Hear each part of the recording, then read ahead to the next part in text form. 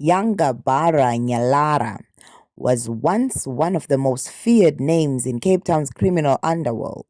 From orchestrating extortion rackets to dodging the law for years, his reign came to a dramatic and bloody end in the Eastern Cape. But who was Yanga Nyalara? And how did his criminal empire collapse? Let's dive into the rise and the fall of Khayelitsha's most infamous crime boss. Nyalara was no ordinary thug. He was the mastermind behind widespread extortion rackets that terrorized businesses across Cape Town, particularly in Khayelitsha. Known for running a sophisticated operation, he and his syndicate demanded protection fees from local businesses, construction projects, and even taxi associations. Those who failed to comply faced deadly consequences. Over time, his influence expanded beyond Cape Town, reaching areas in the Eastern Cape. His operations resembled those of international crime syndicates, with a well-coordinated network of enforcers, ensuring his grip on power remained unchallenged. While law enforcement saw Nyalara as a dangerous criminal, parts of the community viewed him differently. Dubbed by some as a modern-day Robin Hood, he reportedly provided financial assistance to struggling families in Khayelitsha. For some, he was a hero who offered protection and economic aid in a community plagued by poverty. However, for business owners and those who resisted his rule, he was a ruthless extortionist who ruled with violence and fear.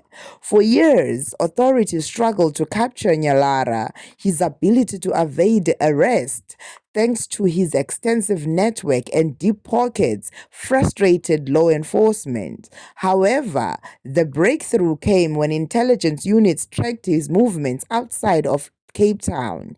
A high-stakes operation was launched in the Eastern Cape, where Nyalara was hiding. When police finally moved in, a deadly shootout ensued. Nyalara was killed in the confrontation, marking the end of his reign, getting the head of the snake. On February 2025, police intercepted vehicles transporting illegal firearms from Ofimvaba to Butterworth.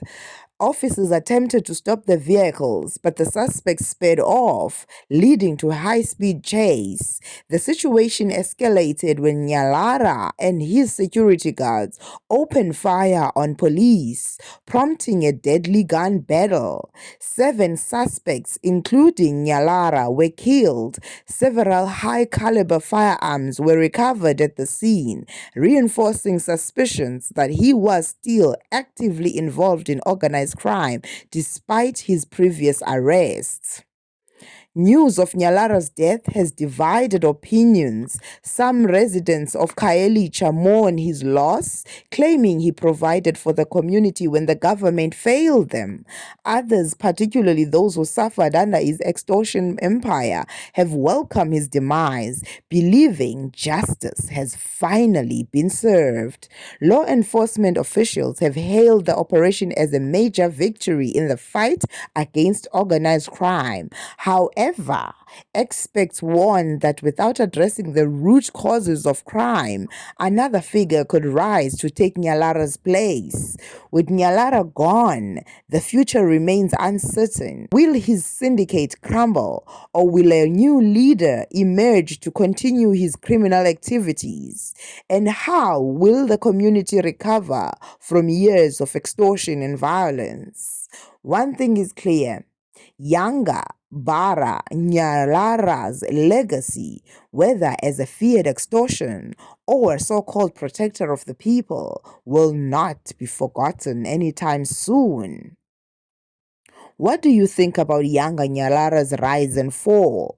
Let us know in the comments below.